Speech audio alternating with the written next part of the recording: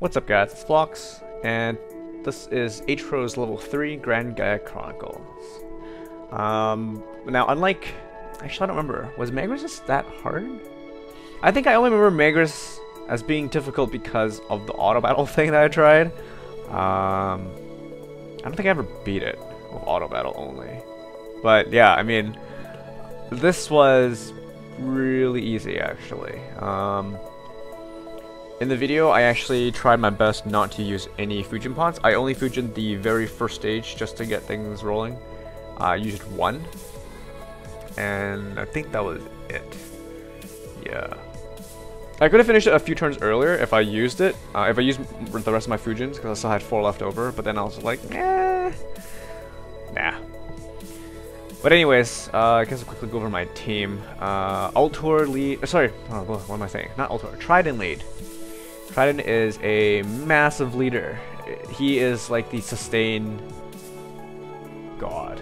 Like if you're running a party and you're expecting to have a prolonged fight, Trident is pretty much your best bet. I don't think there's any other leader that does quite as well as what he does. He pretty much boosts 30% to HP, 50% to recovery. Not too big of a deal, honestly, but he also gives 10% damage mitigation, and his SBB gives a 3k shield. Specifically, it's an earth shield, so I think it receives half damage from lightning or thunder attacks.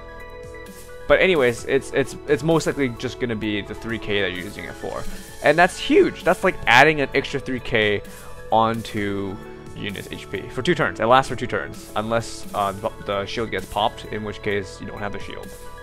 So I guess it'll only last 1 turn if that happens. But yeah, he's just a great unit all around. He has great stats, and I think that follows after Altor too. Altor also has like one of the highest attacks. I'm not sure if that's the case anymore with Mifune or Mifune 6-star. It's up there. Either way, it's up there. And Altor is more all-rounded in terms of stats, so he's very good. And he just has an insane attack. He's useful here because he will soak up any single target attacks, effectively protecting any one of my other squishier units that I have. I also brought in 2 sources of damage mitigation. I brought a Narza and a Darvanshul. Darvanshul mostly because he's dual sphered, or sphere frogged, whatever you want to call it. And he also generates brave crystals when I use his SBB, or just his BB even.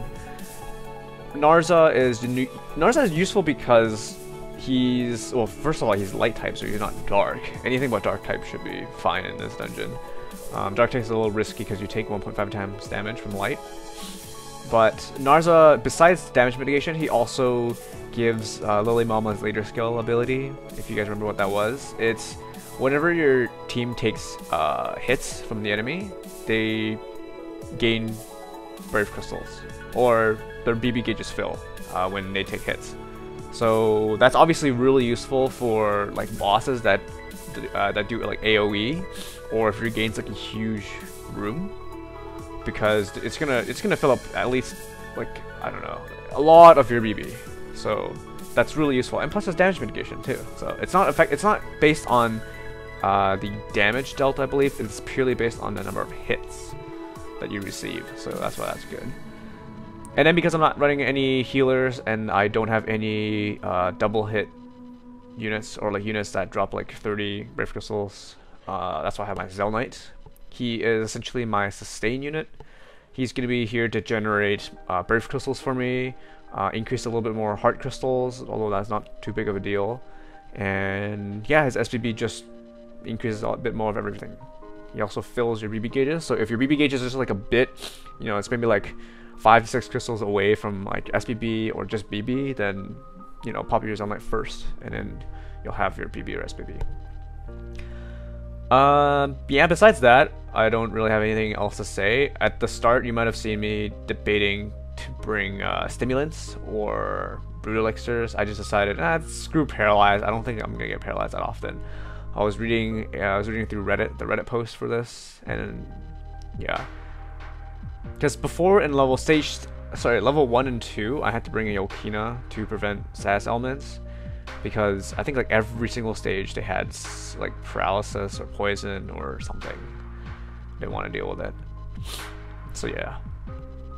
But overall, I thought, well, especially with a team like this, it was just a joke. This whole thing was easy peasy. At the very, I guess I shouldn't spoil it.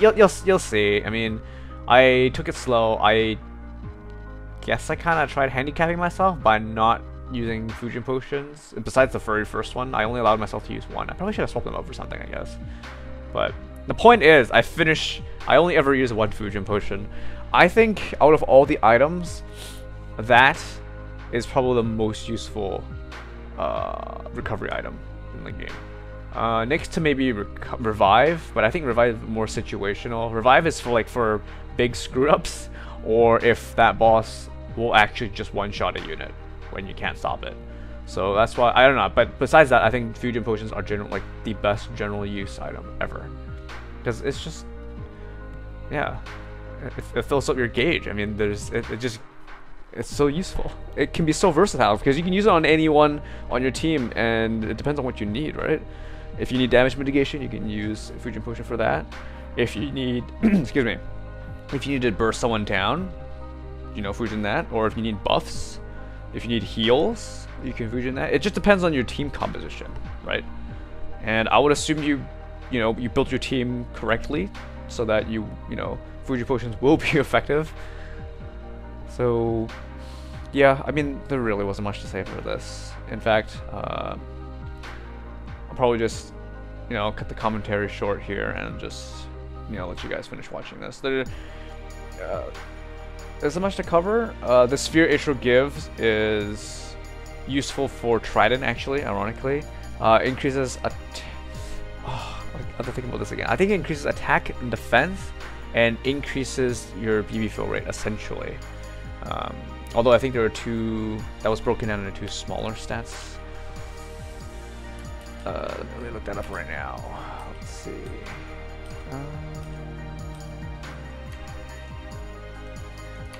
Let's see.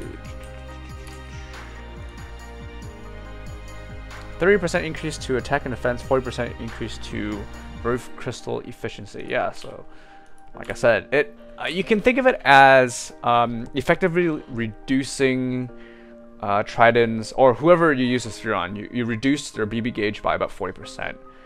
You can think about it that way. Because like one Brave Crystal will just equal 1.4 Brave Crystals when you, whatever unit's using that sphere. So that's essentially shrinking your Brave Crystal gauge. Or your BB gauge, Just depends on how you look at it. And it's really useful. And Trident, his BB gauge is slightly large. Like, it's not small by any stretch of the meaning, but it's something that you can't go wrong having Trident at full SBB every turn, right? So I think it's a great sphere for him, especially since I don't know, his attack and defense is a little underwhelming. Mine is fully imped, but if it wasn't fully imped, I think it would be a little overwhelming, a little underwhelming, his attack and defense. It's not bad, but why not make the OP unit more OP, right? Just make him all overpowered. It's okay. But yeah, this is the last stage already, and you'll see what I meant by holding off on using fusions. I just don't end up using any, and I could have just blasted through Atro here, but I decided to take my time on it. So yeah, I'm gonna end it here, and hope you guys enjoy watching this. I'll probably, if I have time, I've actually been working on other stuff. If I have time, I'll try and make, I guess I'll do another attempt at auto battling this. I really don't think it's gonna work out that well, but we'll see. So I'll see you guys later. Peace.